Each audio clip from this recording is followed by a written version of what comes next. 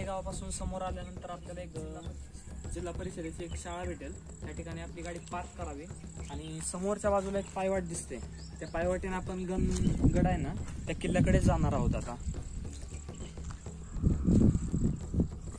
तर मित्रांनो चढायला सुरुवात केली आणि आपल्यासोबत आपल्याला एक नवीन मित्र भेटलाय, झारखंडचा आहे। नाम क्या है आपका? सुजीत नाम है। और हम तीनों चढ़ने वाले ऊपर आज। चलो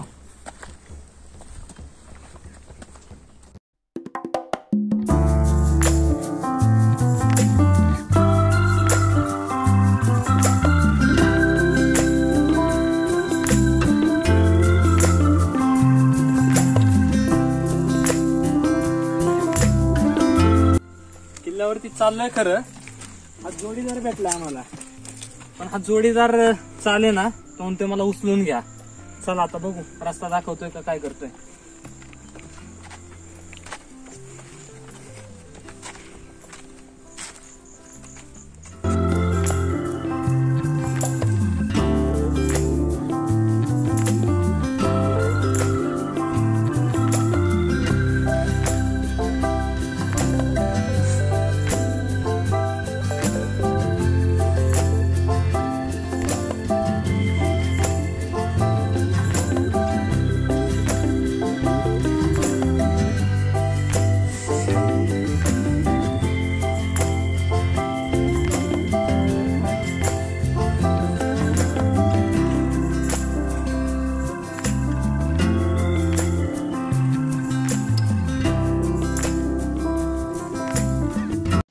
तर फायनली खऱ्या अर्थाने आपल्या ट्रेकला आता सुरुवात झाली आहे। आपण आता उभे आहोत वाघजाई मातेचं मंदिर आहे त्याच्या समोर, आणि वाघजाई मातेच्या मंदिरासमोरच एक दीपमाळा आहे। प्रत्येक किल्ल्यावरती प्रत्येक मंदिराच्या समोर दीपमाळा असते।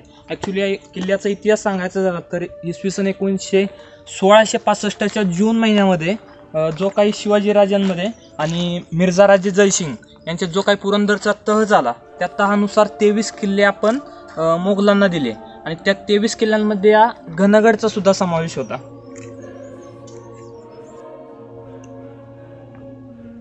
इसवी सन 1670-71 साली शिवाजीराजांनी मुघलांविरुद्ध परत एक मोहीम उघडली, ज्यामध्ये जे काही 23 किल्ले मोगलांना दिले होते ते किल्ले परत स्वराज्यामध्ये सामील करून घ्यायचे होते। आणि शिवाजी महाराजांनी तो किल्ला 70-71च्या दरम्यान घेतला तो आपल्या ताब्यात, आणि त्यावेळेस जो त्यांनी तो किल्ला घेतला तो छत्रपती राजाराम महाराजांपर्यंत म्हणजे त्यांच्या काळापर्यंत हा किल्ला आपल्या स्वराज्यातच सामील होता।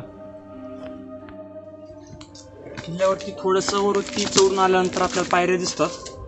पायऱ्यांची पडझड झाली आहे, परंतु बहुतांश पायऱ्या चांगल्याच आहेत अजून।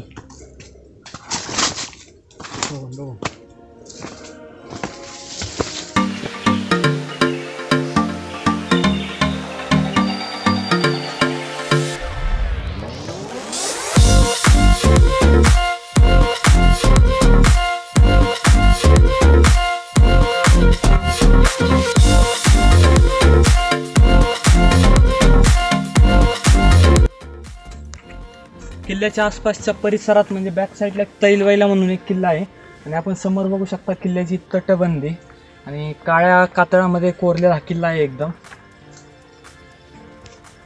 चला बऱ्याच वेळा मी इंस्टाग्रामवरती पण पाहिलं की मुलं हा जो स्पॉट आहे, हा जो दगड आहे त्याच्यावरती उभे राहून फोटो काढत असतात। तर मित्रांनो हे करू नका, जीवन एकदाच आहे।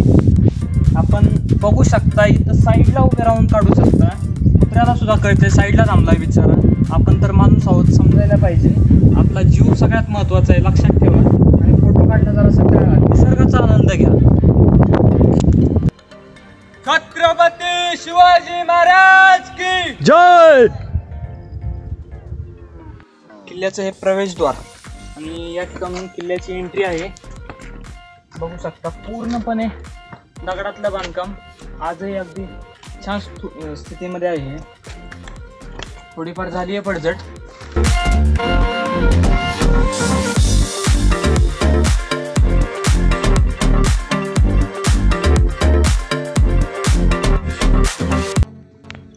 किल्ल्यावरती जर मुक्कामासाठी येणार असताल तर या ठिकाणी गुहा आहे.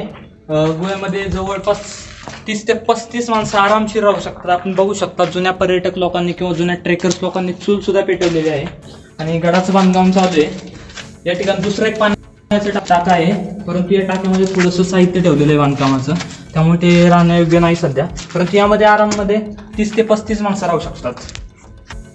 गणगडला शिडीचा मार्ग आहे. शिडीचा मार्ग आहे जो म्हणतात तो मार्ग म्हणजेच हा शिडीचा मार्ग. या ठिकाणी एक लोखंडी शिडी उभी केलेली आहे.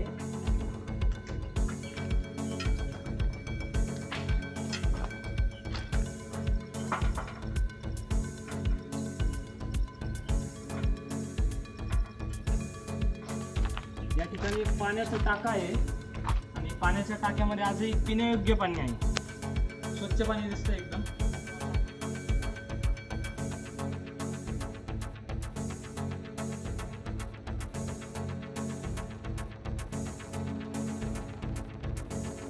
शिडी चढून वरती आल्यानंतर आपल्याला पाण्याचं टाकं दिसतं. पाणी पिण्याचं आहे, एकदम स्वच्छ पाणी आहे. पाण्यामध्ये मासे वगैरे आहेत आणि आत्ताच मी पाणी पिलोय. एकदम सुंदर असं गोड पाणी लागते. पाण्यामध्ये मासे सुद्धा आहेत, बघू शकता आपण. किल्ल्यावर जाण्यासाठी शिडी चढून वरती आल्यानंतर हा एक मार्ग आहे. सुरुवातीत थोडासा धोकादायक आहे, परंतु जरा जपून.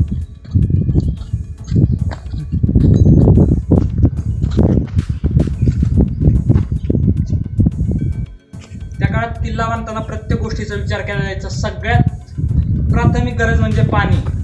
पाणी नसेल तर गडावरती सगळ्यात अवघड प्रश्न निर्माण होईल. त्यासाठी प्रत्येक गडावर जे टाके आहेत, आपण बघू शकता गडावरती 4-5 ठिकाणी पाण्याचे टाके आहेत. यामध्ये पाणी, हे बघा पाण्याचे टाके. आपण याचा वापर आंघोळीच्या पाण्यासाठी करू शकतो. पिण्यायोग्य पाणी अजिबात नाही. या ठिकाणी दुसरा एक पाण्याचा टाका आहे, बघू शकता. आणि किल्ल्यावरून निम्म्यात चढलेलो आहे आणि समोर परिसर दिसतो एकदम छान. आणि आपल्याला जो समोर जे गाव दिसतं ते आहे बांबर्डे गाव. पाण्याच्या टाक्यापासून थोडंसं वरती आल्यानंतर आपल्याला हा एक मार्ग दिसेल. हा गणगडावरती जाण्याचा मार्ग आहे आणि खूप डेंजरस आहे हा. मित्रांनो, काही जण म्हणतात की अगदी इझी आहे, परंतु इझी समजू नका. अजिबात रस्ता नाही आहे, पायऱ्यासुद्धा नाही आहेत. आपल्याला या पायऱ्या होत्या अगोदर बहुतेक, परंतु पायऱ्या तोडलेल्या आहेत, दिसत आहेत या बऱ्याचशा. थोडासा रिस्की आहे पण जरा जपून. आणि समोर दिसतोय तो भगवा, स्वराज्याचा एक शिलेदार.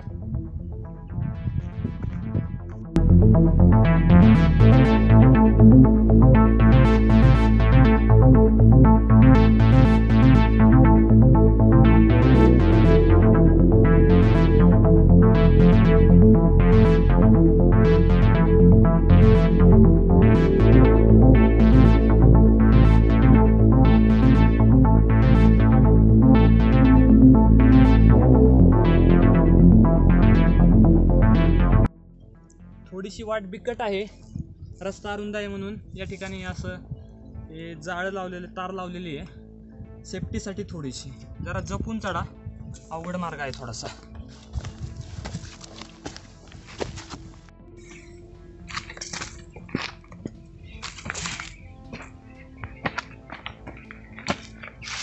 अवघड वाट संपली आता. थोडीशी चढण आहे परंतु नॉर्मल आहे.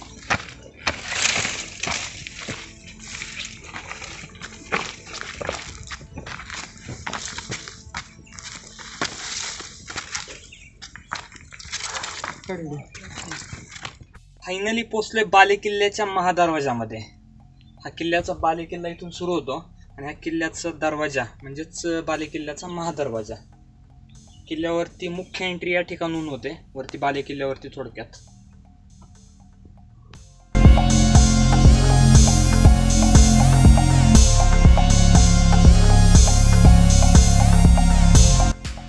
बालेकिल्ल्याचा मुख्य बुरुज आणि या बुरुजावरती भगवा लावलाय आणि बुरुजाचं महत्त्वाचं काम होतं की लक्ष ठेवण्यासाठी या ठिकाणून जे शत्रू वगैरे येत असत त्यांच्यावर बुरुजांमार्फत व्हायचं. आपण बघू शकता याला या ठिकाणी ठेवणी दिलेल्या आहेत. या ठिकाणी यातून शत्रूवरती लक्ष ठेवणं अगदी सोपं जायचं. शत्रूंनी हल्ला केलास तर दगडे वगैरे फेकणं यामधून काम केलं जायचं. ते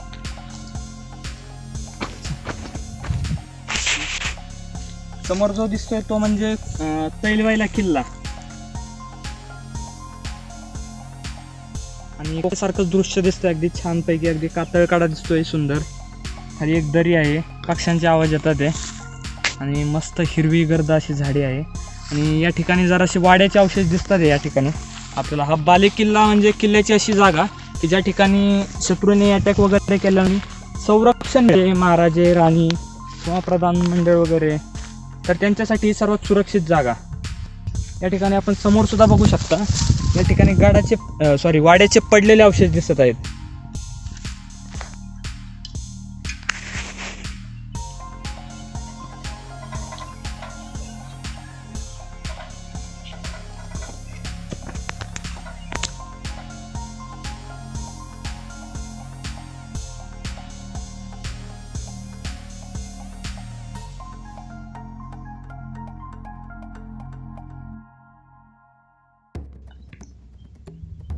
आता खाली उतरतोय. गडावरती जवळपास 1 तास फिरलो. पाहण्यासारखं विशेष असं काय नाही. थोडीशी शिडीची वाट आहे आणि थोडासा डेंजरस टाईप जर असा धोकादायक असा रस्ता आहे आणि वरती पडलेले जे वाड्याचे अवशेष आहेत तेवढे आणि बॅक साईडला जो तैलवाईलाचा जो परिसर दिसतो तो एक आणि कोकणकड्यासारखा जो परिसर दिसतो तो खूप सुंदर आहे. म्हणजे पूर्ण गड चढवून उतरण्यासाठी आणि पाहण्यासाठी जवळपास 3 तासाचा अवधी खूप होतो. आम्ही जरासं डिटेलमध्ये पाहिलं त्यामुळे 4 तास लागले. आणि आमच्यासोबत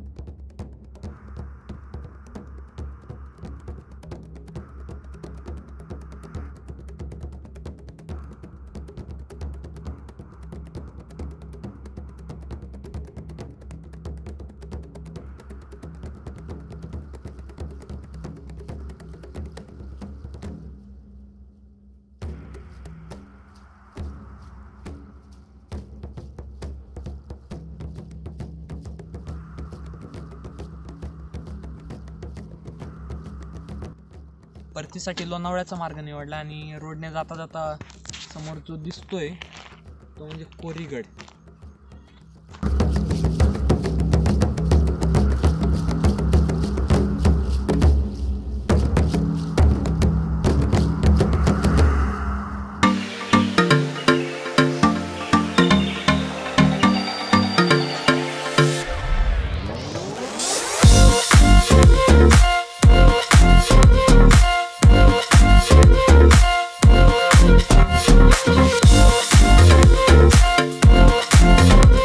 खत्म.